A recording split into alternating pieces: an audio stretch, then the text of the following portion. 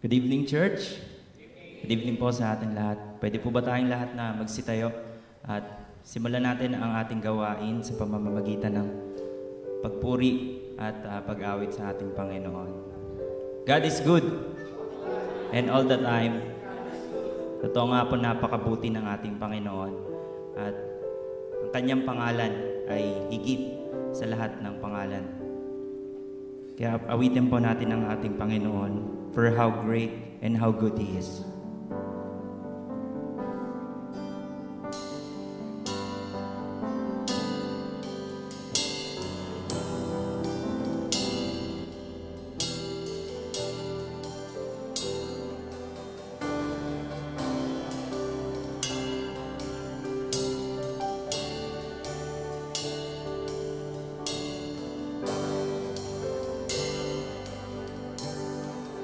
Let's sing. The splendor of the King, clothed in majesty, let all the earth rejoice, all the earth rejoice. He wraps Himself in love, and darkness tries to hide, trembles at His voice, trembles at His voice. Let's sing how great is our God. Sing with me, how great is our God. And all will see how great is our God.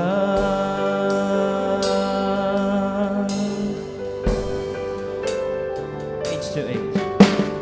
Age to age He stands, and time is in His hands, beginning and the end, beginning and the end. The God, the three in one, the God, the three in one, Father, Spirit, Son, the Lion and the Lamb, the Lion and the Lamb. How great is our God. Sing with me, how great is our God. And all will see how great is our God. Let's sing how great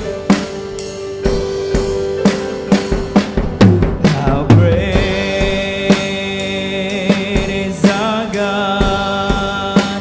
Sing with me, how great is our God. And all will see how great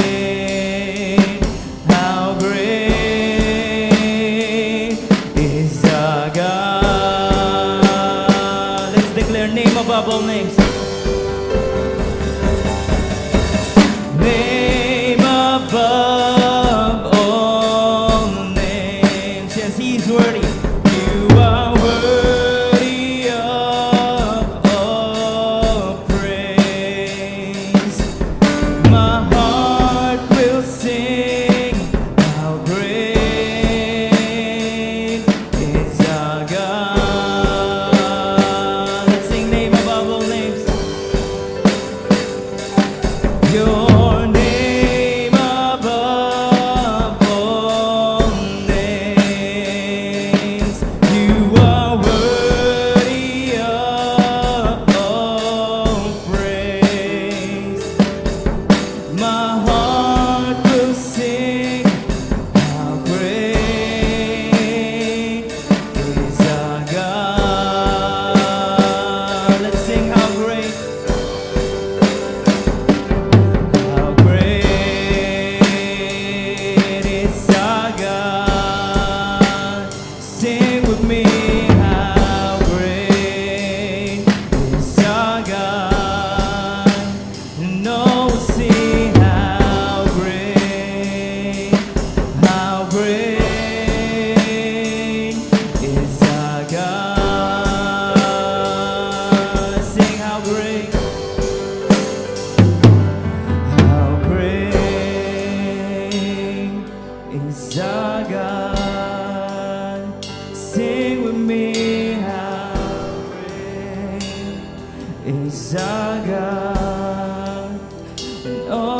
see how great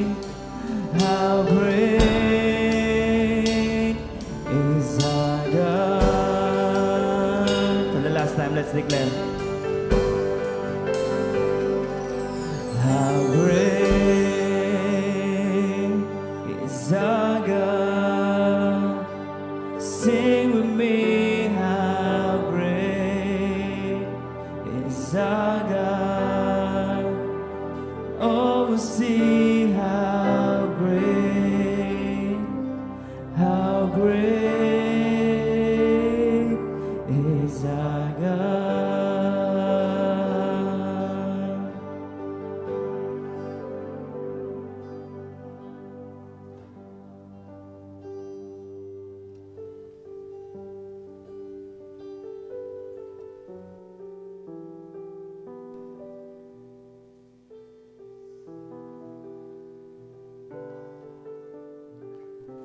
Isang mabiyayang gabi po ng ating pagsamba, pagpupuri at pagpapasalamat sa ating Panginoon.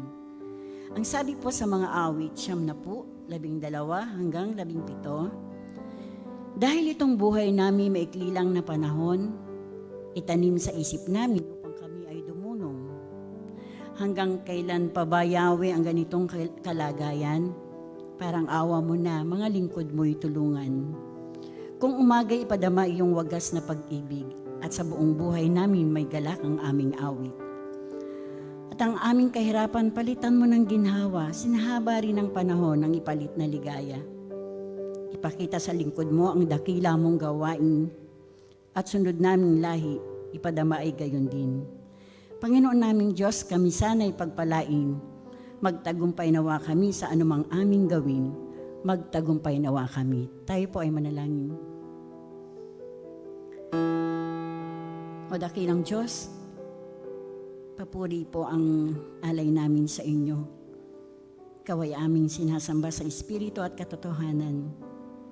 Marami pong salamat, Panginoon, sa pagbibigay muli ng pagkakataon na kami ay magkasama-samang manalangin, magpasalamat sa iyong katapatan at kabutihan sa aming buhay. Pakalinisin niyo po yung aming puso. Maging karapat-dapat po kami sa pagharap sa inyo. Panginoon, salamat po dahil ikaw ang Diyos na laging nagkakaloob ng lahat ng aming pangangailangan.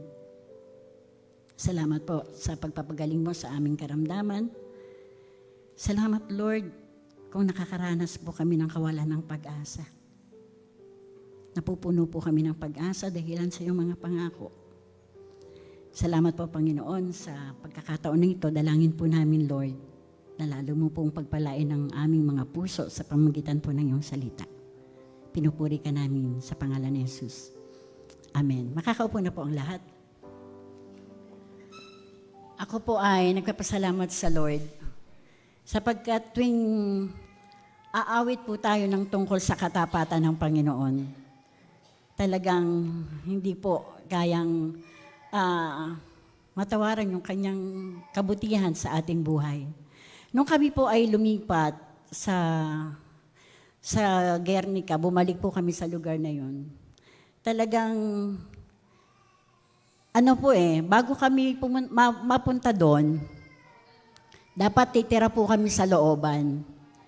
Medyo mababa po yung presyo, halos kalahati po ng upa namin ngayon. Naka-ready na po talaga lahat. Naipasok na namin lahat ng gamit na nandun. Yung gabi na lang po na yun, niyayaya ko na yung aking mga anak. Si Cheche po, never niyang binisita yung bahay. Never siyang tumulong kasi ayaw niyang lumipat doon sa lugar. Kasi nakita niya po yung dadaanan, yung sikip, yung abala doon sa mga, kasi one way lang po, isang tao lang talagang pwedeng dumaan. Kung hindi ka dadaan doon, mapapalayo ka ng lalakaran. So, lagi pa naman pong marumi, basa. So, sabi ng mga bata, wala na ba tayong ibang lilipatan? Sa budget na hawak namin, parang ito lang yung pwede, anak. Tapos, the following day, hindi pa po kami natulog doon dahil ayaw pa nila. may nagbalita po sa amin na bakante yung sa Guernica. Nung tinanong po namin magkano, 10,000. Ibig sabihin, doble ng ano namin. Ang sabi ko sa Lord, Lord, kung hindi mo po kalooban na kami ay matira doon sa Katipunan, pagkalooban niyo po kami ng sapat naming pangangailangan. So, sabi ko kay Doy, lipat na tayo ulit. Ha? Nagulat siya kasi yung pagod ng paglilipat, kasama yung aking anak, syempre si Jamboy, parang naubos yung kanilang lakas at lilipat na naman. Buti na lang, nandyan din si Jedi na tumulong sa amin. So sige na, sabi ko, marahil ito na yung kalooban ng Lord na mabalik tayo sa Guernica. So, sabi ko, Lord, maraming mga buwan ang darating, baka hindi kami makatagal, ibig sabihin, dahil baka wala na kaming ibabayad na pang-upa. Pero imagine kung gaano po katapat ang Diyos. 1 taon at kalahati na po kami sa aming bahay. Ganon po magpala ang Panginoon. Sabing ganon, mapalad ang mga hindi nakakita, pero nagtitiwala. Salamat po sa Panginoon sa provision niya. Kasi yung lugar po na yun, doon ko na naranasan yung mas maraming duties na hindi ko na po na-promote. Pero ang mga kapitbahay ko lang po, ultimo tricycle driver ang magulang nagpa-tutor kasi hindi raw makabasa. Pero ngayon po, wala pang 1 buwan na napabasa na yung bata. Yung duty ko po na nandyan sa likod, schedule niya po ngayon, 7 to 8. Pero ang sabi niya sa akin, teacher, sama ko sa church. Ipinagpaalam ko po siya sa kanyang nanay. O nga teacher, sabi niya, nag-behave daw siya sa church, kaya pwede po isama niyo siya ulit. Medyo may problema kasi itong bata.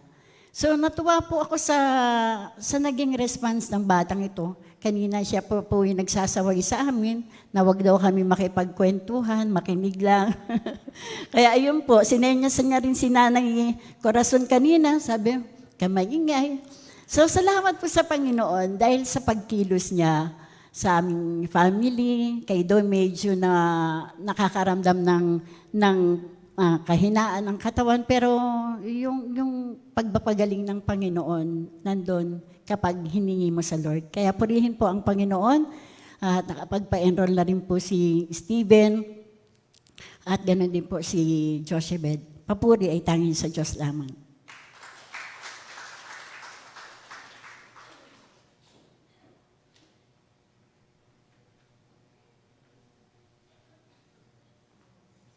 Mapagpalang gabi po sa inyong lahat. Ako po'y nagpupurit, nagpapasalamat sa Lord dahil tunay po na nakapakabuti ng Panginoon. Salamat po sa Lord sa mga problema na Kanya binibigay, na siya rin po ang nagbibigay ng katugunan o kalutasan. Salamat sa mga karamdaman, na siya rin po ang nagpapagaling. Nagpapasalamat po ako sa Panginoon dahil nung pong last Saturday, hindi po natuloy yung aking cataract surgery. Kasi po, yung allergy ko nauwi po sa ubo. Bawal po pala yung may ubo na operahan sa mata. So, pinaggamot po ako, mga 4 days lang naman po. And then after 4 days, sabi ng doktor, kasi magpa-x-ray ka ulit. Yung pong ECG, hindi ko pa po pinabasa. Kasi iniisip ko po na isasabi ko na lang sa x-ray. So, kampanting-kampante po ako. At ni sa hinagap, confident po ako na wala ako dyan sa heart. Wala akong problema dyan.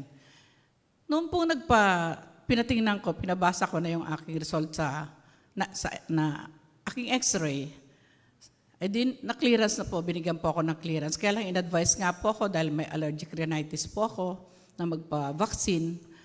And then nung nagpunta po ako sa doktor, talagang, alam niyo po, maraming pinagdaanan na punta kami ni Dana sa doktor. Pagdating po namin sa doktor, naiwan yung bag na kilalalagyan ng result. Ano po, sabi ko, naku, nagpunta po si Dana, hindi niya kasi alam kung sa tricycle na iwan o sa bahay. Sa Centrale po yung 6th Avenue, kami na po yung susunod, ako na yung susunod. Ang ginawa ko po, pinuntahan ko yung secretary, sabi ko, tawag ka muna ng isa. Tapos inisip ko po kung manghihingi na ako ng mga kopya sa baba. Kasi nasa second floor lang po ako. Kaya lang inisip ko po kasi baka hindi ako bigyan kaagad, postpone na naman yung aking operasyon, baka mag-antay na naman ako. Ang ginawa ko po talaga pong nanalangin ako ng time team. Yung ko po, nag-pray lang po talaga ako na, inisip ko, bababa ako o ano. Saka po ako nag-pray. Maya-maya po pagdilat ko, na si Dana, ma, naiwan pala sa bahay. Salamat po sa Panginoon. And then, nung pumasok po kami, di ako na, mayabang po ako eh. Pagdating po kasi sa talagang kampante nga ako eh. Pagdating, pasok ako, nakangiti pa ako.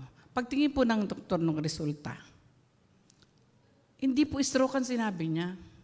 Na heart attack ka na pala eh. Tatandaan niyo po ba nung tumaas yung BP ko noon? Hindi naman po ako na heart attack at wala naman po akong alam. So, ang sinabi ko po talaga, hindi po.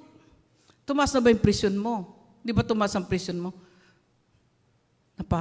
Napatigil po ako. Hindi po ako, nagsinungaling po ako. Kasi iniisip ko po kasi, postpone na naman yung aking pag-opera sa mata. Hindi po ako, si Dana po, nakatingin sa akin. Galit si Dana, galit. Sabi ko, tapos sabi po ng doktor sa akin, sige, bibigyan kita ng clearance, pero after nito, after mo, pag pwede ka na magpa-2D echo, magpa-2D echo ka, magpatingin ka sa kung saan mo gustong cardiologist. Sa tuwa ko po, nabinigyan ako ng clearance, sabi ko po sa doktor, Dok, sa inyo na po ako magpapatingin, sa inyo po ako babalik. Pagbaba po namin ng hagdan, ang sermon ni Dana hindi matapos-tapos. Ma, ba't ka nagsinungaling? Ma, kung ano mangyari sa'yo? Ma, kung ano? Sabi ko, di ba sabi naman niya, bibigyan kita ng clearance kasi ang ginagamit naman na anesthesia dyan, yung pinapatak lang. So, malayo sa puso. So, yun po, natutuwa po ako sa Panginoon kasi alam ko naman po na siyang nagbigay, siya rin ang magpapagaling. Sabi ko, tatulad nga po yung aking, ano ba yung kanina sa devotion, yung mayroon tayong tagapagtanggol. Sa kanya tayo nagkasala. Kaysa tayo nagkasala, pero siya rin ang tagapamagitan natin sa Ama. Nagtitiwala po ako sa Panginoon. Ang prayer ko nga po ganito. Sabi ko sa Lord, kung papayagan mo pa ako, kung pagagalingin mo ako, kasi gusto kong mag-focus, paglilingkod sa iyo. Pero ang kalooban mo pa rin ang masunod. Kaya okay lang po, pero nagniniwala po ako na ang plano ng Lord, kung ano man po yun ang the best. Kaya maraming salamat po sa Panginoon. Ano man dumating, nagpapasalamat po ako sa Kanya at pinagkakatiwala ko po sa Kanya ang lahat. Papurit pa sa salamat po sa Panginoon.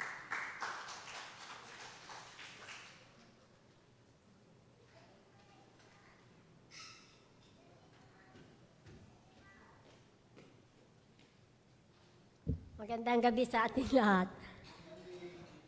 Ako po'y magpapasalamat lamang kay Lord sa araw-araw na binibigay niyang kalakasan sa amin, magkakapatid. Kaya wala naman ako dapat ikwento eh. Ako'y magpapasalamat lang kay Lord sa araw-araw na pinagkakaloob niya sa amin, kalakasan, gabay, at biyayang pinagaling sa Kanya. Kaya ako'y nagpapasalamat kay Lord. To God be the glory.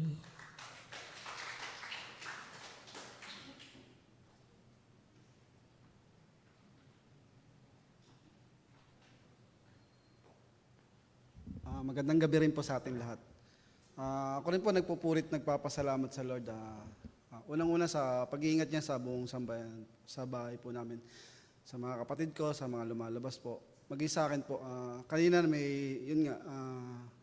kung nauna na naman talaga ako, salamat ako sa Lord kasi meron siyang bagay na pinadidelay para lang, hindi ka, kasi doon sa may Gilmore, along Gilmore po, may karambola na naman po kaninang mga motor, tsaka kung isa ako doon kasi talagang minuto lang din yung pag-ayos ko doon sa bag ko, kasi sumasahid siya doon sa gulong ko, parang mahaba siguro siya, kasi naayos ko muna siya.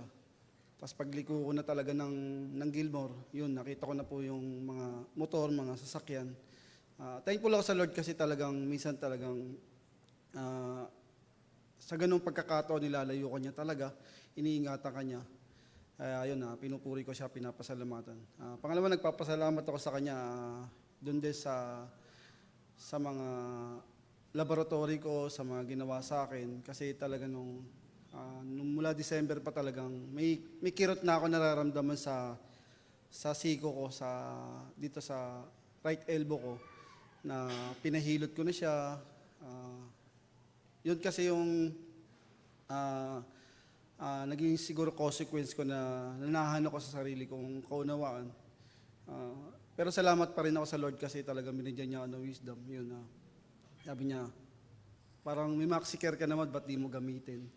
Salamat ako sa Lord kasi sa ganito pagkakataon na kahit na may karamdaman ka na, dati kasi inisipin mo pa kung saan ka kukuha ng pang laboratory, pang gastos, pang x-ray. Pero salamat sa ganito, may pagkakataon na akong kahit ilang beses akong pabalik-balik. Noong Lunes, x-ray yung pinagawa sa akin. Ayun, negative na may result. Wala siyang fracture, wala siyang dislocate. Tapos sabi sa akin, nung Martes ng gabi, ayun magpa-blood chem ka naman, tingnan natin yung uric acid mo, yung gout mo kung mataas. Tapos yun, pagbalik ko ulit kanina, Merkules, yun, negative naman din ako, hindi na mataas yung uric ko. Tapos sabi ko, Doc, ano po ang susunod nating option para sa nararamdaman kong pain? Doon na tayo sa sa MRI kasi pero wala ditong procedure niya na hanap ka ng hospital na pwedeng paggawan sa yun. Tapos yun, sabi ko, Doc, meron pa bang try natin bigyan kita ng B-complex. Baka yung mga nerd mo kasi. Tinuro niya sa akin kung saan nanggagaling yung nerd pagka may kinikilos ako, kaya inahawakan ako, kung hanggang saan yung kumikirot. Tapos hanggang saan umaabot yung pagkirot. Yun, sabi niya, sige, bigyan muna kita ng B-complex. Tapos pag hindi pa rin talaga siya na nakuha, bibigyan na kita ng request para sa MRI mo. Salamat sa Panginoon kasi kahit na nandun ako sa stage na paulit-ulit yung mga laboratory, pag-aaral sa akin, pagsusuri sa akin, hindi mo na problema yung kung may madudukot ka o gagastusin ka. Salamat sa ganong pribileyo na meron ako na katawan mo lang dadali mo ron para sa mga ganong clinic para lang magpa-check up ka. Ayun, salamat ako sa pagkakataon yun. Yun, kagabi rin talaga prayer concern ako kay Teacher May. Sabi ko, Chair, baka pwedeng may isama ako kasi talagang hindi siya makuha kung saan siya nanggagaling talaga yung cause ng pain niya. Kaya yun, salamat yun sa pag-aaral na ginagawa talaga sa akin. Ganun. Pangatlo, nagpapasalamat ako sa Lord kasi talagang sa kabila ng mga kasakitan o mga ganitong nararamdaman. Pero yung pagsunod, yung paglingkod sa Panginoon ay hindi nagbabago.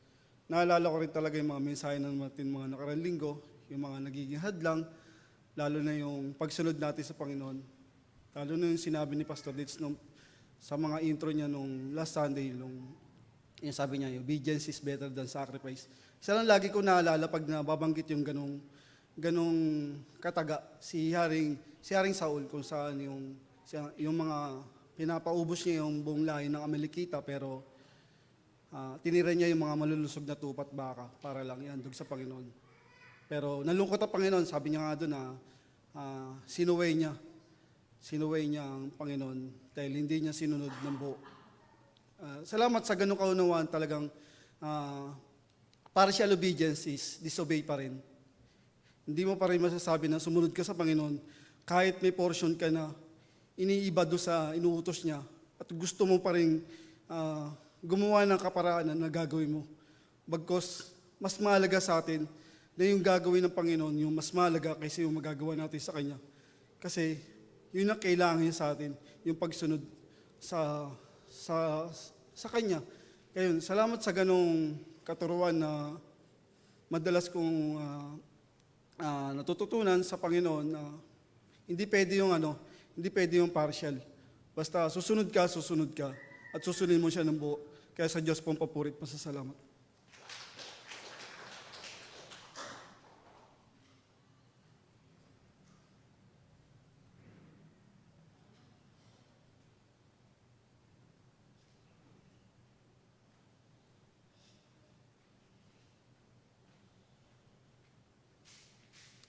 Hello. Magandang gabi po. Ako po ay lubos na nagpapasalamat sa Panginoong Diyos sa buong linggo na binigay niyang protection, sa pag-iingat, kalakasan sa pagtatrabaho po sa araw-araw. Nagpapasalamat po ako na nung nakarang linggo po kasi nagkaroon yung sa mayroon po kasi kaming outing. Linggo po 'yon. Tapos aalis na ng 8 a.m. Para sa akin po kasi gusto ko siyang puntahan kasi aalis na po ako dun sa pinagtatrabuhan ko ngayon. Parang last ko na po makakasama yung grupo ko na yon na nakasama ko ng 6 years. Tapos naguguluhan po yung isip ko kung pupunta ba ako sa gawain sa worship service ng Sunday. Tapos attendan ko yon. Pero alam ko po sa puso ko na dapat po talaga unahin si Lord. So, pinag-pray ko po. Kasi po yung pag umattend po ako dun sa outing na yon, ang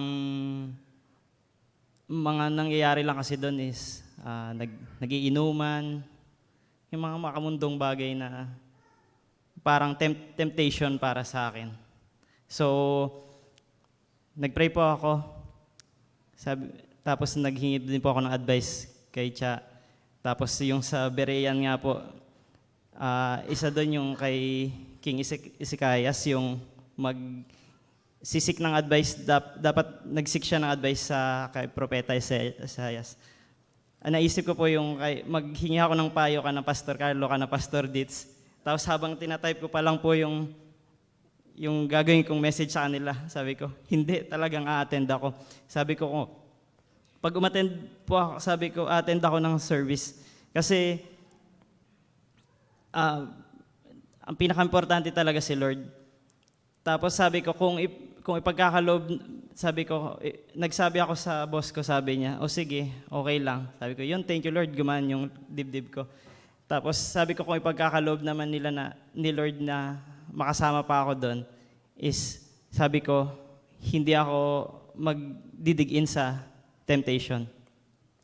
Tapos yun po, sabi ko, tatapusin ko yung service, lahat ng bahagi ng service, kahit yung kamayan sa uli, hindi ako magmamadali. At the end po, nagawa po. Tapos, yun, may nag-offer po na susunduin daw ako, pupunta daw kami sa outing. Tapos yun, naka-attend po ako ng outing, mga nag-inuman, ganon. Pero thank you po sa protection ni Lord. Alam mo yung vulnerable po ako dun sa lugar na yun pero na-amaze lang po ako kasi hindi po ako nakadigin sa temptation, parang protection po talaga ni Lord. Kaya lubos ko pinagsasalamat. Tapos bigla ko pong na-realize noon na ginagawa ko dati, halimbawa po, nakainom ka, ganyan. Tapos kinabukasan, mga lupay-pay ka, pagod na pagod, diretso kasi pasok po yun. Ang nangyari po, pag normal outing, swimming, kainan, tapos kinabukasan po na-feel ko, sabi ko, wow, ang ganda sa feeling.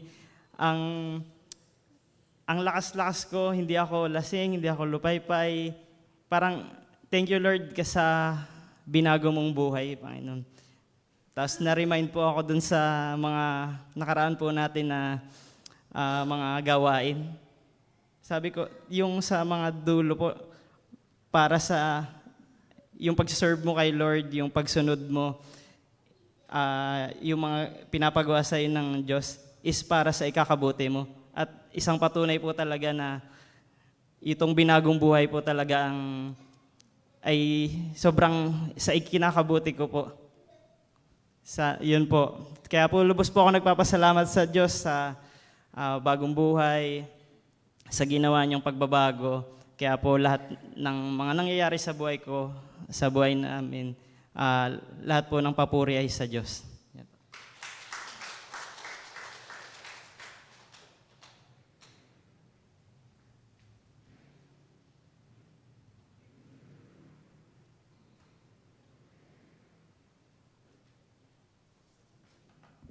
Salamat po sa Panginoon, sa mga kapatid na nagbigay ng kanilang papuri at pasasalamat sa ating pong Panginoon. Tunay nga na madaling magdesisyon kung alam mo kung ano yung priority at mahalaga. Dalawang bagay lang naman ang tatanungin mo eh. Ito ba ay nakalulugod sa Panginoon? Okay? At ito ba ay nakakabuti sa aking spiritual na buhay? So, kung yun ay masagot mo ng oo, then yun ang gawin mo. Okay? Now, meron po akong tanong sa inyo. Ano pong prayer ang laging yes ang answer ng Panginoon? Let your will be done. Yeah, that's correct. That's always a yes para sa Panginoon. If let your will be done. Lord, ang kalooban mo ang masunod. Because that kind of prayer is a surrendered prayer. That's not your will. Hindi yung gusto ko, kundi ang gusto mo. At pag sinabi mo sa Panginoon, Lord, kung anong gusto mo siyang masunod, talagang gagawin ng Panginoon kung anong gusto niya sa buhay mo. So sa ating buhay, yun palagi ang maging prayer natin. Lord, sa buhay ko, kung anong gusto mo siyang masunod. At isang bagay na gusto ng Panginoon na sa atin na masunod is yung mabago yung buhay natin, mabago yung puso natin. And that is the prayer of David. Ito ay nilagay sa isang kanta. Although yung kanta, sinabi niya, change my heart, O God. David knows, yung heart niya ay mali, corrupted, nagkasala siya sa Panginoon, sa pamamagitan ng pangangalo niya kay Bathsheba. At ang prayer niya, Lord, change my heart. Or in other translation, Lord, make me a clean heart.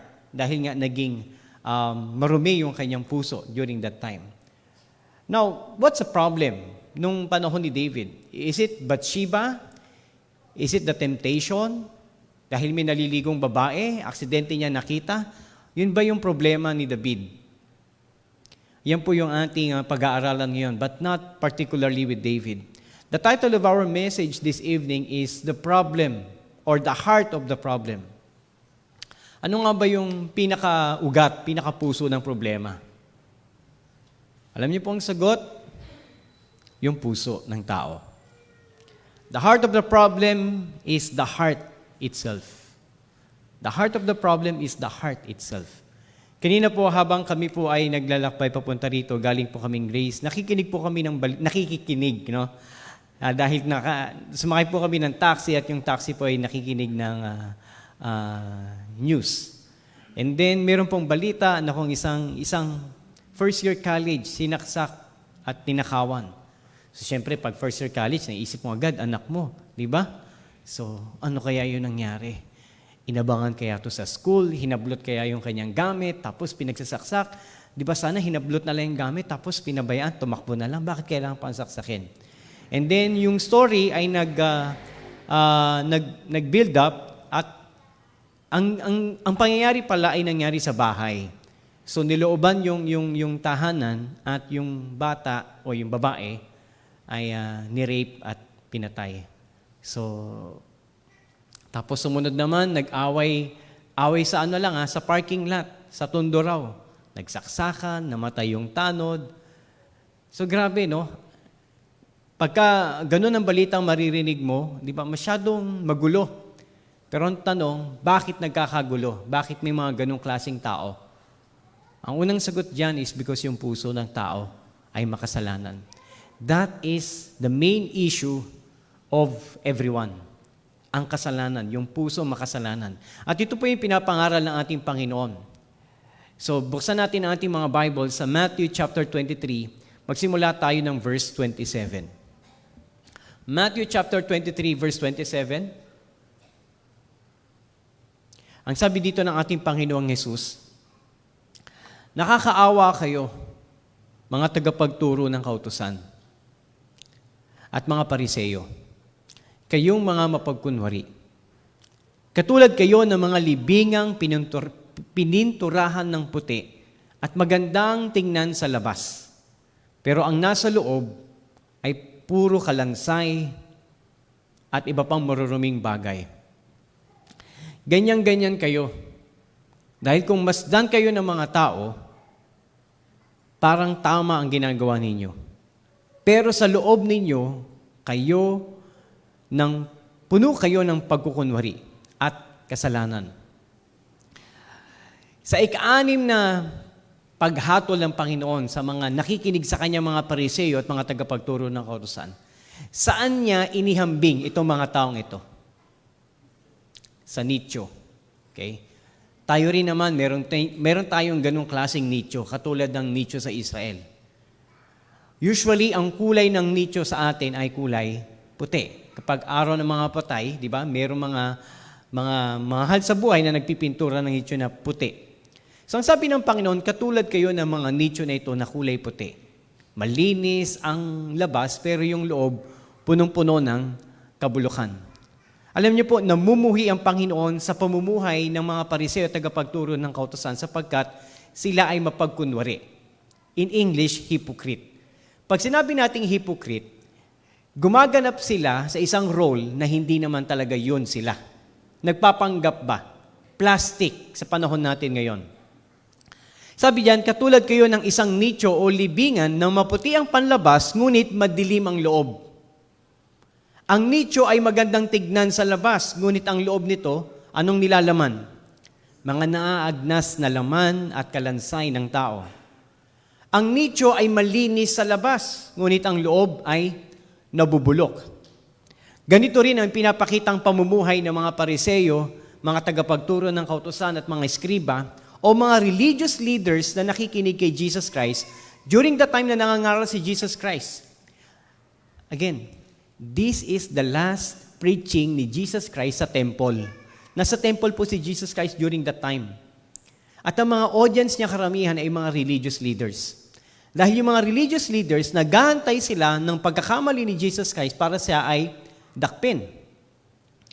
And if you will look at the geographical position ng temple, meron pong malapit na libingan sa gilid ng temple. At doon mo makikita yung mga napakaraming nicho na kulay puti na pag nasinaga ng araw, napakagandang tignan. Maaring yun ang tinuturo ng Panginoon. Katulad kayo ng mga nichong ito. Maputi ang panlabas pero ang loob nabubulok. Maayos ang panlabas na kasuotan ng mga Pariseo. Pag nakakita po kayo ng Pariseo, mahaba at maputi ang kanilang kasuotan. Pero yung kalooban po nila, magulo. Nagsasagawa sila ng mga ritual na gawain sa templo para masabing sila ay relihiyoso, ngunit wala naman silang maayos na relasyon sa Diyos. Relihiyoso pero walang relasyon sa Diyos. Relihiyoso pero walang relasyon na maayos sa tao. Nagtuturo sila ng mga bagay patungkol sa Diyos, ngunit ang puso naman nila ay punong-puno ng kasalanan. Maganda ang labas, ngunit ang loob ay nabubulok. Marami silang taong nadaraya sa kanilang panlabas na pagpapanggap. Kaya maraming tao ang humahanga sa kanila dahil sila ay dedicated sa temple at sila ay gumaganap ng mga ritual na gawain. Ngunit ang lahat ng ito ay pagpapaimbabaw, pagpapanggap lang. May mga tao silang nadadaya pero meron silang hindi madadaya. Walang iba kundi ang Diyos. Dahil nakikita ng Diyos ang mga bagay na hindi nakikita ng tao. Kahit po kayo, hindi nyo alam kung ano ang nasa puso ko. Maaring madaya ko po kayo, pero hindi ko po kayang dayain ang Diyos. Nakikita ng Diyos ang puso at tunay na intensyon ng mga Pariseo at tagapagturo ng kautusan. Ano po yung kanilang intensyon? Ang maitaas ang kanilang mga sarili at hindi ang Panginoon. Dahil si Kristo ay anak ng Diyos, kaya meron siyang kakayanang husgahan itong mga taong ito at sabihin kung ano ang nilalaman ng puso nila. Halimbawa, ako po, kaya ko bang malaman kung anong nilalaman ng puso ninyo? Hindi. Kahit na ako ay isang pastor, tagapagturo, pero hindi ko kayang husgahan ang intensyon ng isang tao. Pero si Kristo, dahil siya ay Diyos at anak ng Diyos, kaya niyang husgahan at tatulan ang mga taong ito dahil alam niya kung ano ang puso ng isang tao. Kayang malaman ng Panginoon ang tunay na kalagayan ng kanilang puso na punong-puno ng pagkukunwari, pagmamataas, kasakiman, inggit at kasinungalingan. Ganon din po sa ating panahon. Hindi man nalalaman ng katabi natin kung ano ang puso natin, pero hayag lahat sa Panginoon. Sabi nga, anumang gawin mo sa dilim ay kayang ihayag ng Panginoon sa liwanag. Anumang itinatago mo sa iyong puso ay kaya niyang malaman dahil walang bagay na nakatago o hindi alam ng ating Panginoon. Patuloy natin binabanggit yung puso ng mga Pariseo. Pero ano bang naisituro ng Panginoon sa mga talatang ito? Unang-una, ang naisituro ng Panginoon is this. Next slide, kapatid. Point number 1. Bakit ang mga Pharisees patuloy pa rin sila sa pagpapaimbabaw? Sa kabila ng mga sinasabi ng Panginoong Hesus sa kanila na ganito kayo, mapagpaimbabaw, pero bakit wala pa rin transformation sa buhay nila? Because genuine life transformation begins with a changed heart. Ang unang bagay na dapat mabago sa tao, walang iba kundi ang puso. At kung hindi nabago ang puso, walang tunay na pagbabago magaganap sa buhay ng isang tao. Ang binagong puso, hindi kaya yang gawin ng relihiyon. Hindi yan kayang gawin ng ritual, seremonya, korsilyo, senakulo, pamamanata. Walang bagay na kaya magbago ng puso ng tao. Kahit ako, hindi ko kayang baguhin ang puso ninyo. Ang magulang nyo, hindi kayang baguhin ang puso ng anak, asawa sa kanyang asawa. Ang simbahang ito, hindi kayang baguhin ang puso ninyo. Walang ritual kahit dumalo kayo ng maraming seminar, di ba? Umatin kayo ng mga kung saan encounter, it will not change your heart. Because the only person who can change your heart is none other than the Lord Jesus Christ. Kahit pilitin pa natin yung sarili natin, na baguhin yung sarili natin, hindi natin kaya. Unless we ask the Lord to change our heart. Like the prayer of David. Lord, sabi niya, change my heart. Because David is really hopeless. Hindi niya kayang gawin yung pagbabago sa kanyang sarili. At alam niya, ang Diyos lang makakapagbago ng kanyang puso. Ang tanging may kapangyarihan magbago ng puso ng tao, walang iba kundi si Kristo. Nakakatawa yung patotoo ng ating kapatid kanina. Dati, gusto niyang pumunta sa outing, kasi kapag ikaw ay nasa outing, para kang nakawala. Walang nakakakita sa'yo. Wala si Mrs., di ba? Walang mga kasama mo sa church, or kung ikaw man ay mananampalataya na, di ba? O bago mananampalataya. You are free. But again, that's not freedom. That is slavery. Hindi yun kalayaan, yun ay pagkakaalipin. Pagkakaalipin saan? Sa gusto nating gawin. Pero dahil sinabi niya, di ba, binagong buhay, binagong puso, kaya mas pinili ko na ang umatin sa worship service. Tapusin ang worship service. Umatin pa rin ang outing para makasama yung kanyang mga kamanggagawa, pero hindi na siya iinom. Hindi na siya hawak ng bote o alak dahil ito ay hindi kalooban ng Panginoon sa kanya. Kung wala si Kristo sa puso natin, mananatili pa rin tayo sa kadiliman. Kung wala si Kristo sa puso natin, kahit ilang beses kang umaten sa worship service, iinom at iinom ka pa rin. Dahil ang nakapagbabago lang ng puso ng isang tao, walang iba, kundi si Kristo. Tanging paraan para magkaroon ng genuine life transformation ng buhay natin ay walang iba kundi makilala muna natin si Kristo. Ang sabi ng 2 Corinthians 5:17, napakalinaw po ng sinasabi ng verse na ito. Ang sino man, ibig sabihin walang pinipiling tao. Ikaw man ay ex-convict, ikaw man ay drug addict, ikaw man ay alcoholic, anumang o addiction na meron ka, sino man nang nakikristo ay isa ng bagong nilalang. Ibig sabihin, ang tunay na pagbabago sa isang tao ay magsisimula kapag nakilala niya si Kristo. Kapag siya ay nakay Kristo na. Kahit anong uri ka ng tao. Ang bakla ba kayang baguhin ng Panginoon? Yes. Yes. Ang tunay na pagbabago, anuman ang ating kasalanan ay kayang baguhin, patawarin ng ating Panginoon. At kapag binago ka talaga ng Panginoon, doon mo makikita yung genuine life transformation. Totally. Mababago tayo ng Panginoon. Sabi niya dito, wala na yung dati niyang pagkatao. Ano man yung dating pagkatao natin bago tayo makakilala sa Panginoon? Wala na yon. Namatay na yon. Namatay na yung dating lito na malakas magsakla. Namatay na yung Kuya Deng na siga. Diba? Hinahanap ko kung sino pa yun dito, mga alam ko buhay nila dati, no? Namatay na yung dating Ditzler na babaero. Dating tayo na manginginom, dating tayo na nagsusugal. Dati tayo na kung ano ang masamang ginagawa natin na dating tayo. Wala na yon. Ang sabi ng Bible, wala na yung dating pagkatao, binago na siya. Hindi niya sinabing nagbago na siya. Nakita niyo yung word? Hindi niya sinabing nagbago na siya. Hindi, binago ka. Kaya pag kami nagtanong sa'yo, bakit ka nagbago ka na, Brad? Hindi, binago ako, Brad. Hindi ko kayang baguhin ang sarili ko. Pero merong tao, merong Kristo na nagbago o binago yung buhay ko. Verse 18. Malinaw. Ang lahat ng ito'y gawa ng Diyos sa atin. Hindi natin yun kayang gawin. Kaya kung hindi mo maalis yung bisyo mo, isa lang ibig sabihin. Pinipilit mong baguhin ang sarili mo na hindi mo kaya, pero ang dapat mong gawin, Lord, change my heart. Baguhin mo ako. Isuko mo sa Panginoon.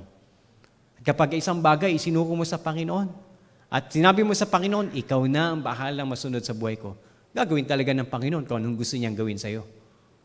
At kapag binago ka ng Panginoon, magugustuhan mo ba? Magugustuhan mo ba na hindi mo nasasamahan yung dati mong barkada? Magugustuhan mo ba na lagi kanyang dadalhin sa Bible study instead dadalhin kanya sa inuman? Napakalaki po ng gagawin ng Panginoon sa buhay ng isang tao. Once na sinabi niya, Lord, isinusuko ko na yung buhay ko sa iyo, ikaw nang masunod sa buhay ko. Lahat ng ito'y gawa ng Diyos. Gagawin lahat ng Diyos, ang lahat ng gagawin niya para sa iyo. Mabago ka lang. Na nagpanumbalik sa atin, sa Kanya, sa pamamagitan ni Kristo. Ikaw at ako, tayong lahat, na tunay na sumasampalataya sa Panginoon. Nung nakilala natin ang Panginoong Hesus, doon lang talaga tayo nagkaroon ng tunay na pagbabago. Amen? Dating puno ng bisyo ang ating buhay, pagkalulong sa alak, sugal, sigarilyo, droga, at iba pang bisyo, pero ngayon sa biyaya ng Panginoon, inalis na tayo sa mga makasalanang pamumuhay na yon. Ang pamumuhay natin dati taliwas sa kalooban ng Diyos. Pero ngayon nakakilala tayo sa Panginoon ayon na sa Kanyang kalooban. Nung nakakilala tayo sa Panginoon, doon lang nabago yung ating puso. Pero mga kapatid, kung tutuusin, yung prayer na change my heart, O God, it is not your desire actually. That is the desire of God to you. Kasi walang sinuman sa atin magpipray ng ganon. Unless the heart is already changed. Before you pray, change my heart of God, don't you think that your heart is already changed? Bago mo ipanalangin, Lord, baguhin mo yung puso ko, hindi mo ba alam na binago na niya yung puso mo? Kasi nanalangin ka na baguhin yung puso mo eh. In advance na ng Panginoon yung pagbabago sa'yo. Kasi kung hindi pa binago yung puso natin ng Panginoon, hindi mo ipapanalangin na, Lord, baguhin mo yung puso ko. So ang tawag natin dyan ay grace. When you say grace, nauuna lagi ang Panginoon sa'yo. Bago mo i-desire yung mabubuting bagay, yun ang desire ng Panginoon para sa'yo. I'll give you a proof. Ezekiel 36:26. If you have your Bibles with you, pwede nyong i-highlight sa inyong Bible sa cellphone or yung physical Bible nyo, guhitan po niyan. Sabi dito ni Yahweh, bibigyan ko kayo ng bagong puso. Hindi mauuna yung paghiling ng bagong puso. Mauuna yung pagbibigay ng Diyos ng bagong puso at bagong espiritu. At ang matitigas niyong puso ay magiging pusong masunurin. Sa mga mananampalataya, wala pong dapat matigas ang puso. Amen? Dapat masunurin tayong lahat. Kasi bakit? Kasi yung binigay ng Diyos sa atin ay pusong masunurin. Inalis niya na yung pusong matigas. Kaya kapag matigas ka pala, no? Ibig sabihin, wala ka pang pusong masunurin mula sa Diyos. Again, if we want to make a change in our life, we must have a change of heart. At itong pagbabago ng puso, hindi natin kayang gawin sa ating buhay. Ito ay gagawin ni Kristo. Hindi ka ba nagpapasalamat sa Panginoon kung paano niya binago yung puso mo? Masaya ka ba ngayon sa mga pagbabagong nagaganap sa'yo? O pinangihinayangan mo, sayang dati, nakakainom ako, sarap-sarap, malamig, na parang Coke. Di ba? Tapos maraming kwentuhan.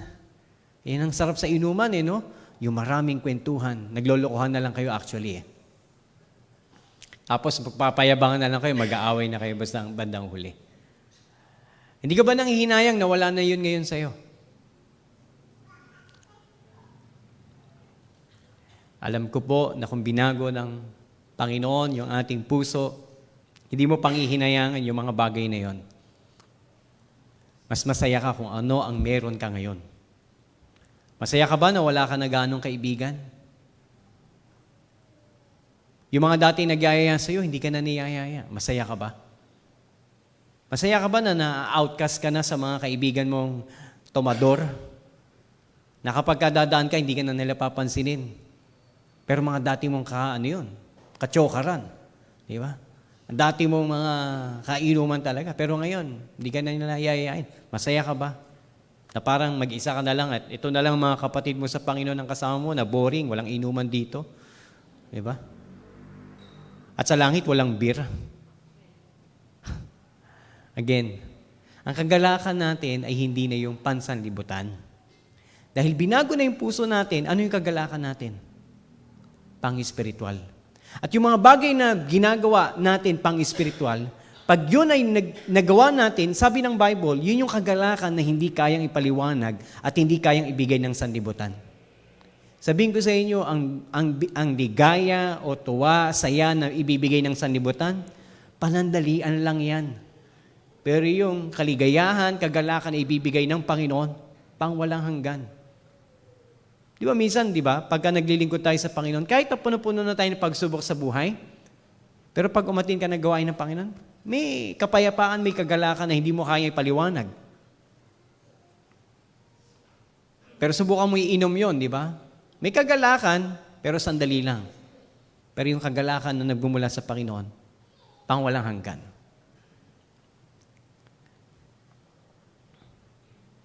Genuine life transformation begins with a changed heart. And God or Jesus Himself will change your heart. Is your heart already changed? It must be. Because if your heart is not changed, it will not be transformed. Pastor, bakit yung may mga ibang tao na dumadalo sa church natin? Pero bakit ganun pa rin yung kanilang pamumuhay? Parang hindi na bago. Mga kapatid, hindi lahat ng pumapasok sa bahay-sambahan ay tunay na binago ang puso. Hindi lahat. Hindi natin yon makikita, yung loob ng puso natin. Hindi natin yon makikita. Pero hindi mo masasabi na 100% ng lahat ng naririto ay talagang tunay na sumasampalataya sa Panginoon. How I wish 100% talaga tayong lahat. Pero it's not a guarantee. Dahil ang relasyon sa Panginoon ay personal, hindi collective. Hindi kapag dumalo ka dito sa church, damay-damay ka na. Kung lahat tayo mananampalataya ka na rin. Hindi po. Because the relationship for the Lord or with the Lord is personal relationship. It is never collective. It is never collective. Kaya huwag kayong magtaka na may kasama tayo, pero walang pagbabago yung kanyang buhay. Ganun pa rin, lumang buhay pa rin. Maaring hindi pa talaga siya nakakakilala sa Panginoon or mababaw pa siya sa pananampalataya. Sana nga, mababaw pa lang, pwede pang, di ba? Pero kung hindi pa talaga siya nakakakilala, kailangan pa niya talagang mapakinggan ng mabuting balita. But again, genuine life transformation begins with a change of heart through the Lord Jesus Christ. Verse 29.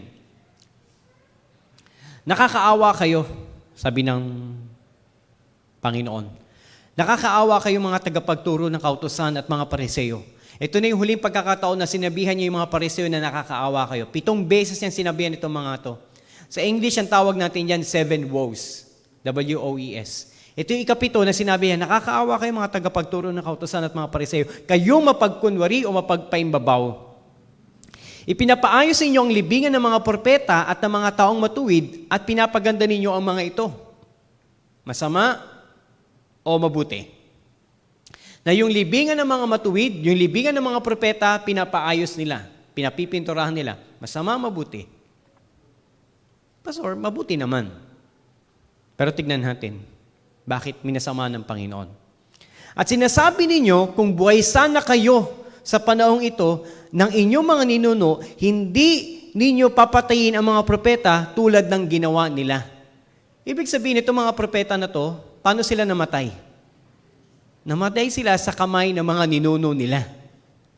Kung magbabasa kayo ng Old Testament sa Bible, siguro magsimula kayo sa Joshua, Judges, 1 Kings, 2 Kings, doon yung makikita na maraming propeta ang pinatay at ang pumatay ay mga kapwa Israelita o yung mga naglilingkod sa templo o yung mga hari na naglingkod sa Israel.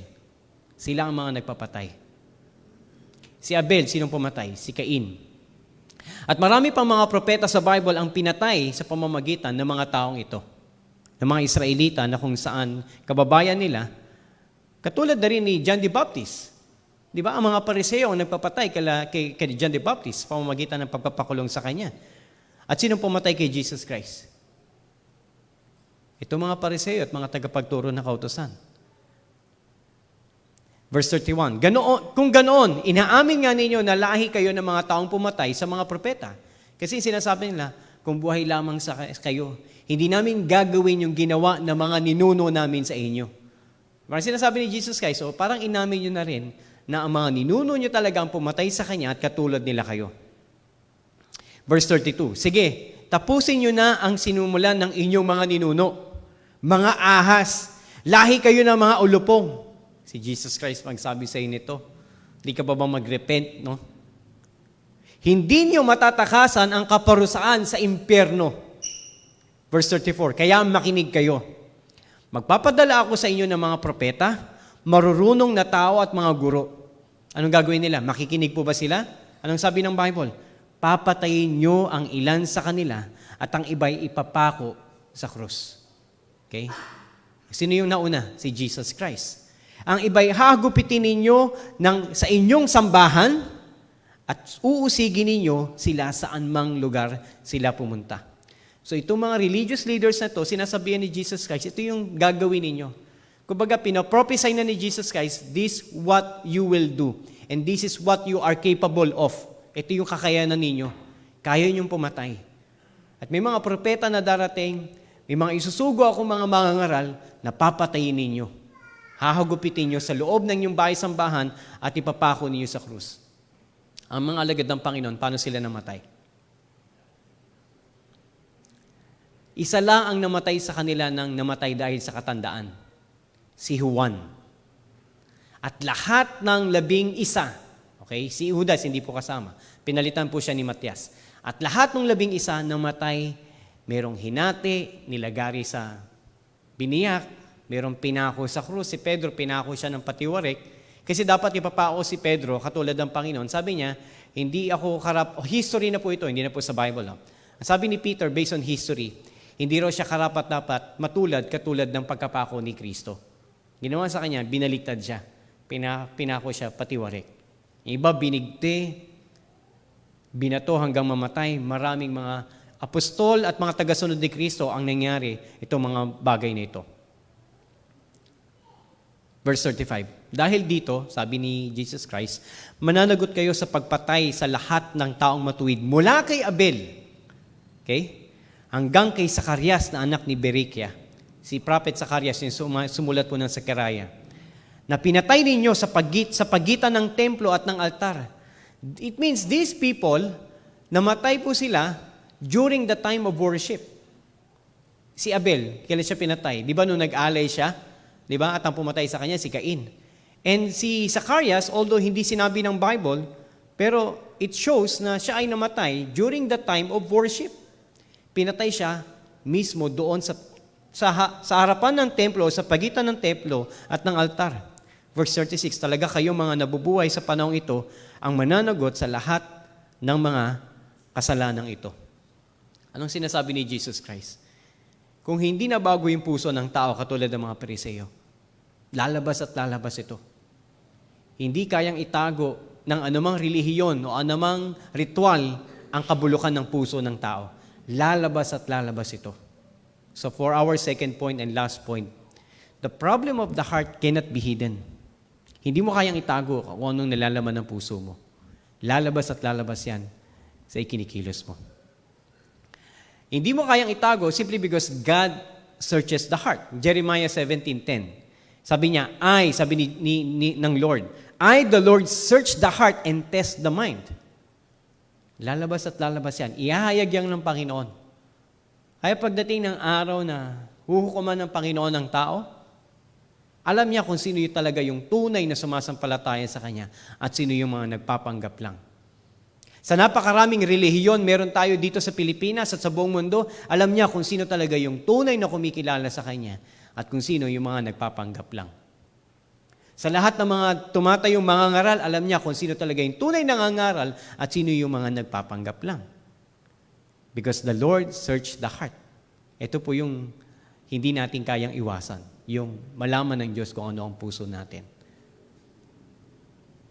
Kaya kung alam mo na meron kang kasalanan sa puso mo, ngayon pa lang, ipagtapat mo na sa Panginoon. Huwag mo nang hayaan na ihayag pa ng Panginoon sa maraming tao ang kasalanan na meron tayo. Dahil wala tayong may tatago sa Panginoon. Psalm 44, verse 20 to 22. Verse 20, sabi, if we had forgotten the name of our God, spread out our hands to a foreign God, would not God discover this? Hindi ba ito madidiscover ng Panginoon? For He knows the secrets of the heart. Tignan natin, himay-himayin natin to. If we had forgotten the name of our God, alam ba ng Diyos kung nakakalimutan mo siya o hindi? Alam niya. Alam ng Diyos kung nakakalimutan mo siya at kinakalimutan mo siya. Alam niya yon. Alam niya kapag nakakalimot ka sa gawain. Kaya minsan hindi man mapansin ng mga pastor, walang dumadalaw sa akin, absent ako. Hindi man namin mapansin, pero alam ng Panginoon yon. Alam din ng Panginoon kung bakit ka absent. God knows if we have forgotten His name. Or spread out our hands to a foreign God. Alam din ng Panginoon kung sumasamba ka sa Diyos-Diyosan. Well, yung pagsamba sa Diyos-Diyosan, hindi ko tinutukoy yung mga ribulto. Yung pagsamba sa Diyos-Diyosan, yung mga Diyos-Diyosan na hindi nakikita. Alam ng Diyos kung sinasamba mo na yung trabaho, pera, o ambisyon sa buhay, o mga bagay na pumapalit sa Panginoon. Alam niya yun. The problem of the heart cannot be hidden before God. Alam ng Diyos kung ano ang nilalaman ng ating puso. And lastly, in Matthew chapter 15, verse 18 to 19, ang sabi ni Jesus Christ, ngunit ang lumalabas sa bibig ay nagmumula saan? Sa puso. At ito ang nagpaparumi sa kanya sa paningin ng Diyos. Sapagkat sa puso ng tao nagmumula ang masasamang pag-iisip na nagtutulak sa kanya para pumatay, mga lunya, gumawa ng sexual na immoralidad, magnakaw, magsinungaling, at manira ng kapwa. Lahat po yan magmumula saan? Sa puso. So the heart of the problem is the heart itself. That's why the heart must be changed. And who can change our heart? None other than the Lord Jesus Christ. It's always a yes-answered prayer when you pray to God, Lord, change my heart.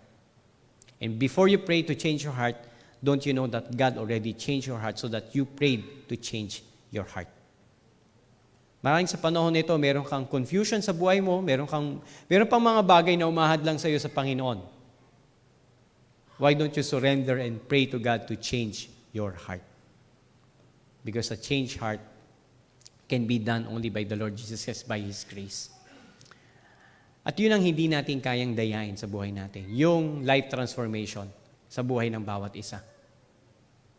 Kitang-kita ko naman yung pagbabago ng buhay ng buhay po ninyo sa pamamagitan ng Panginoon. Kung paano kayo tumatayo sa harap at pinagpapasalamat niyo yung bagong buhay na meron tayo sa Panginoon. Kasi kung luma pa rin ang buhay na meron tayo, hindi buhay yung Diyos natin. Kung bakit bagong buhay meron ka, dahil buhay ang Diyos mo. Yung dating Diyos natin, hindi tayo nabago. Yung dating relihiyon natin, hindi tayo nabago. Pero itong buhay na Diyos sa pamamagitan ni Kristo, siya lang ang nakapagbabago sa atin. Siya lang ang nakapagbago sa ating bibig, sa ating pag-iisip, ang talong higit sa ating puso. Kaya dapat nating pasalamatan palagi ang Panginoon sa ating buhay. Binago niya ang ating puso.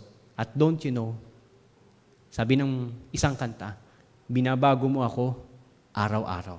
Araw-araw binabago pa rin tayo ng Panginoon. Huwag mo isipin, hindi. Wala nang babaguhin sa akin ng Panginoon. Hindi totoo yan, kapatid. Marami pang babaguhin ng Panginoon sa atin. Kasi ang buhay spiritual natin ay isang proseso. Tawag natin diyan sanctification. Pinapaging banal tayo.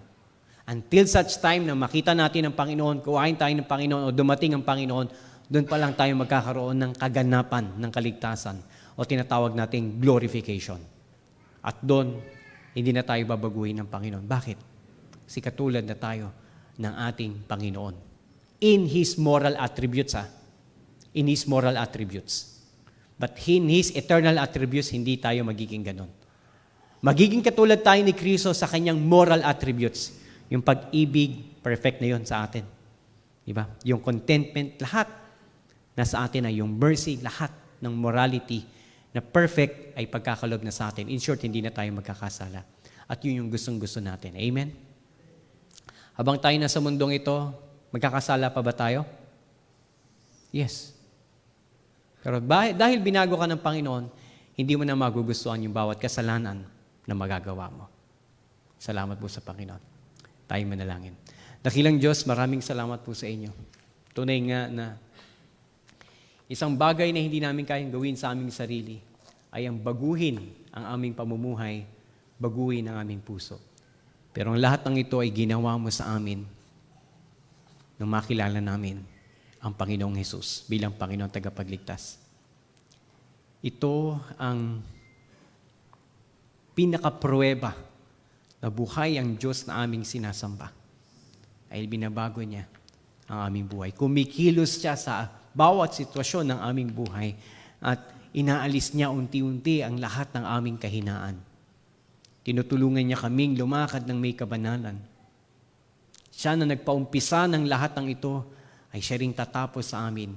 Hanggang sa madatnan mo ang bawat isa sa amin na tunay na sumasampalataya sa inyo na walang dungis at walang kapintasan at ayon sa kalarawan ng aming Panginoong Hesus. Maraming salamat po, Ama. Tunay nga na hindi namin kayang bayaran ng mga bagay na ginagawa mo sa amin. Ang tangi lamang naming masasabi ay maraming salamat. At ibabahagi po namin ang iyong salita sa pamamagitan ng pagbabago ng buhay na meron po ang bawat isa sa amin. Sa inyo po, O Diyos, ang pinakamataas na papuri, pasasalamat at pagsamba sa pangalan lamang ng inyong anak na si Jesus. Amen.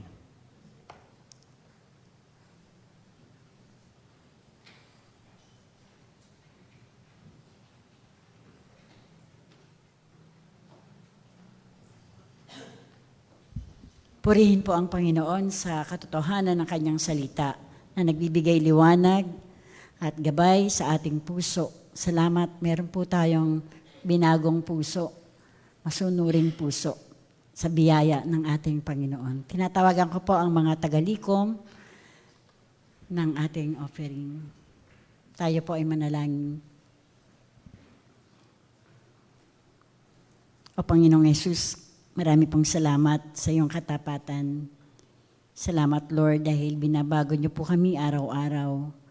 Ang dalangin namin, Panginoon, tulungan niyo po kami na mamuhay ng nararapat at ayon sa iyong kalooban. Maging mabuting patotoo kami, Panginoon, hindi lamang po sa aming mga mahal sa buhay, sa aming mga kapatiran, kundi maging sa aming komunidad. Pagpalain niyo po, Panginoon, ang malilikom na kaloob para sa iyong kaluwalhatian at kapurihan. In Jesus' name, Amen.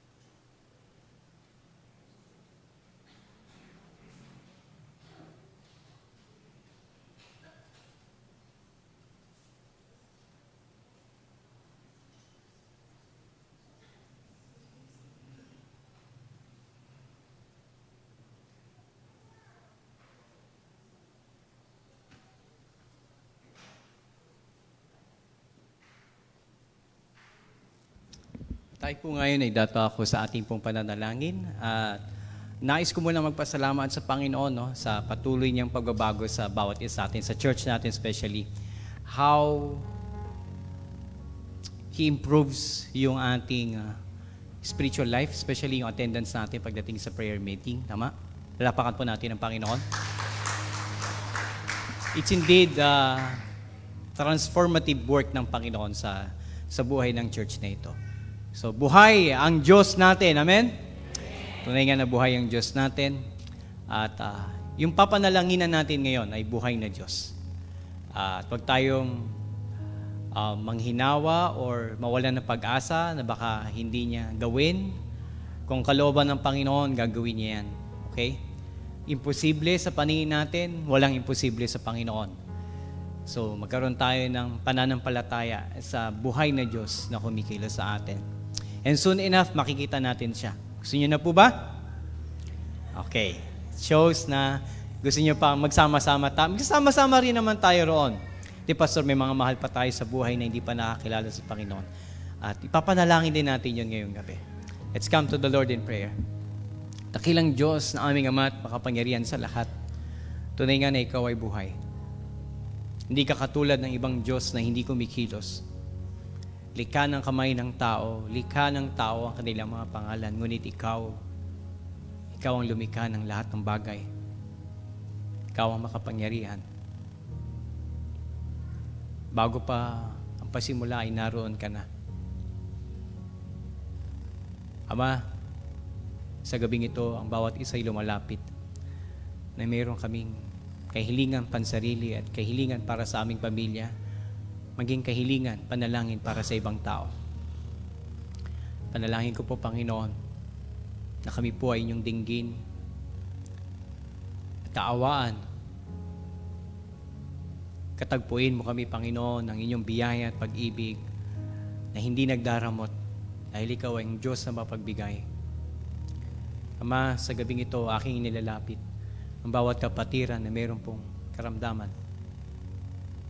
Maaaring ito ang kadahilanan kung bakit hindi po namin sila nakakasama for so many worship services na meron kami. Lord, I pray na kayo po ang siyang magpagaling sa bawat isa po sa kanila. Kahit kasimpleng karamdaman, Panginoon, ay lalapit pa rin namin sa iyo. Kahit na yung napakahirap na karamdaman na imposibleng gumaling, ay lalapit pa rin namin sa iyo, Panginoon, dahil wala pong imposible sa iyo. Hindi ko man mabanggit ang isa-isa nilang pangalan, Panginoon, ngunit alam mo, ang listahan ng pangalan ng mga kapatiran bakal sa buhay na meron pong karamdaman sa gabing ito.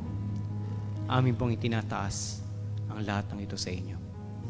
Kaya rin po ang kumatagpo sa amin pong mga pangangailangan. Lalo higit sa mga may karamdaman sa kanilang gamutan, pagpapacheck up, Lord, I pray na lagi niyo pong samahan ang bawat isa po sa amin. Ama, dalangin din po namin sa inyo ang mga personal na problema ng bawat isa. Hindi ko man ito batid, ngunit ikaw ang Diyos na nakakaalam ng lahat ng bagay. Nalalaman mo, Panginoon, ang aming pinagdaraanan, ang kabigatan na meron kami, personal, sa pamilya, sa trabaho. Dalangin namin, Panginoon, na kayo po ang magbigay sa amin ng maliwanag na pag-iisip. Pangunahan mo kami, Panginoon, sa mga desisyon na gagawin mo namin kahit mahirap.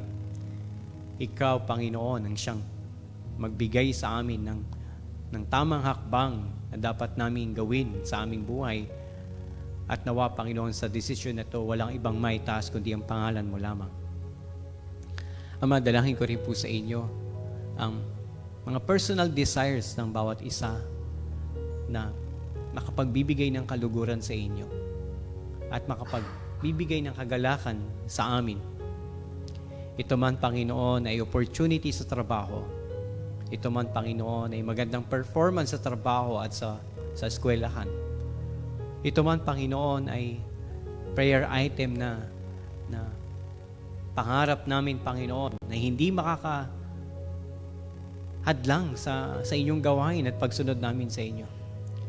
Ito man, Panginoon, ay isang anak, isang makakapareha sa buhay. Ito man, Panginoon, ay isang imposibleng sagot tulad ng pagbabago ng mga tao sa aming paligid, pagbabago ng puso ng aming mga anak, asawa, tatay at nanay. Lord, ang lahat ng ito ay nilalapit po namin sa inyo. Dahil ikaw ay buhay, alam namin, Panginoon, na ikaw ang kikilos. Baguhin niyo po ang takbo ng aming pamuhay, papatungo po sa inyong kalooban, at kayo po ang siyang palaging masunod sa amin at sa aming pamilya. Ama, akin po yung pinapanalangin ang mga mahal namin sa buhay na hindi pa po mananampalataya. Mga anak o asawa, magulang. Kaawaan niyo rin po sila, Panginoon. Kung paano mong binago ang aming puso, hindi ng aming panalangin para sa kanila. Tulungan niyo po na makita po nila ang liwanag ng inyong mabuting balita, ng inyong salita. At sa kanilang pagtatanong sa mga pagbabagong bagay na nangyayari sa amin, ito yung maging opportunity upang sila rin, Panginoon, ay makakilala sa inyo. Huwag kaming mahiyang sabihin ang ginawa ng Panginoon sa amin. Lagi naming itaas si Kristo, hindi ang aming relihiyon, hindi ang aming simbahan, hindi ang aming sarili. Lagi namin ibahagi ang pag-ibig ni Kristo at ang pagliligtas niya sa sino mang taong sasampalataya sa Kanya at magsisisi at tatalikod sa Kanyang mga kasalanan. Dalangin din namin sa inyo, O Diyos, ang mga suliranin na meron po ang bawat isa, especially si Nanay Nemya, na nag-share po, Panginoon, ng kanyang bigatin sa buhay dahil ang kanyang anak, O Diyos, ay nagkaroon ng aksidente. Lord, I pray na yung na-aksidente ni Totoy ay gumaling at maging maayos po ang kanyang physical na pangangatawan. Bigyan mo rin ng kapayapaan si Nanay Nemya. Lord, dalahin ko rin, Panginoon, ang iba pang mga bigati na meron kami. Sabi mo sa inyong salita, pagkatiwala namin sa inyong lahat ng aming alalahanin o pinapasan, at ikaw ang nagmamalasakit na Diyos sa amin, ang siyang kukuha ng lahat ng ito at mag-aayos ang lahat ng ito. Sa mga pagkakamali ng nagawa namin, Panginoon, alam po namin ay paglalakip-lakip mo ang lahat. Pang ito ay maging maayos at maging mabuti para sa amin. Isinusuko po namin ang lahat ng ito sa inyo. Lord, patuloy ko pong ipinapanalangin sa inyo, maging ang church na ito. Salamat po, O Diyos, sa kung paano niyo po tinuturuan ang bawat isa na sumunod sa inyo. Salamat, Panginoon. Patuloy mo kaming binabago. Salamat, Panginoon. Patuloy mo pinapalago yung aming pananampalataya. Tulungan mo kami, Panginoon, na mas mapagbuti pa, mas lumago pa, mas lumalim pa kami sa pagkakakilala sa inyo. Sa pamamagitan ng pagdalo sa mga gawain at sa pangangaral, Panginoon, ng pakikinig sa pangangaral ng iyong salita. Gamitin mo kami, Panginoon, para po sa inyong kapurihan. Maging instrumento kami ng pagpapala sa mga kapatid namin sa Panginoon. At yung mga iba, Panginoon, na nangihinawa naman sa gawain, Lord, dalahin ko po na kung sila ay pinili po ninyo, sila ay tunay na kapatid namin, dalangin po namin, Panginoon, na baguhin mo ang kanilang puso at sila'y manumbalik sa paglilingkod, pagsamba sa inyo. Maraming salamat, O Diyos. Maging sa lahat ng pagpapala na inyong binubuhos sa bawat isa amin na hindi po namin deserve. Maraming salamat po. Pagpalain niyo po kami, Panginoon, ng iglesyang ito. Mga pastor na nangunguna sa amin ay patuloy mong bigyan ng karunungan. Ang mga leaders namin ay maging mabuting patotoo at maging mabuting halimbawa sa mga aming nasasakupan. At ang bawat miyembro, Panginoon, ay magmalasakitan sa isa't isa at lumalim sa pag-ibig sa isa't isa. Kung paano mo kaming inibig, Panginoon, gayon din ang pag-ibig na ipakita namin sa isa't isa. Maraming salamat, Ama. Hanggang sa dumating ang aming Panginoon o kuwain ng aming buhay, manatili po nawa kaming tapat na naglilingkod sa inyo. Sa inyo po, O Diyos, ang lahat ng papuri at pasasalamat. Sa tanging pangalan lamang ng aming Panginoong Hesus. Amen. Amen. Tayo po ay kumuha ng ating prayer partner for our personal prayer request.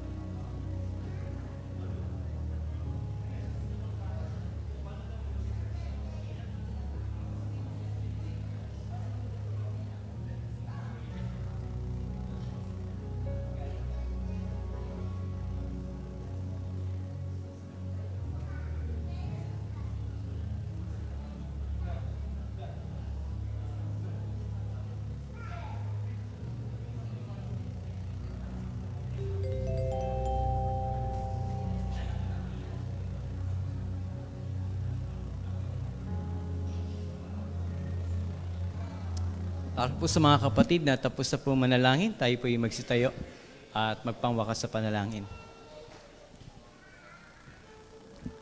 Dakilang Diyos, maraming salamat pong muli sa pagkakataon na inyong ipinagkaloob sa bawat isa sa amin upang kami makapagtipon, makapakinig, mapaalalahanan ng iyong salita at hindi masambit ang mga panalangin ng bawat isa sa amin.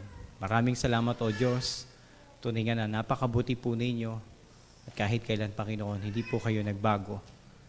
Kayo po ay nananatiling tapat kahit sa mga pagkakataon o Diyos na kami hindi nagiging tapat sa inyo. Pero dahil kayo po ay tapat sa inyong salita, ginagawa niyo pa rin, Panginoon, ang inyong mga pangako sa amin. Maraming salamat o Diyos sa lahat ng mga pagpapala na inyong pinagkaloob sa amin at nawa, Panginoon, sa susunod naming pagtitipon ay makasama naming muli ang mga kapatid namin at mas marami pa po kami, Panginoon, na magtipon para po sa inyong kapurihan. Maraming salamat po o Diyos. Ito po aming panalangin sa pangalan ni Jesus. Amen.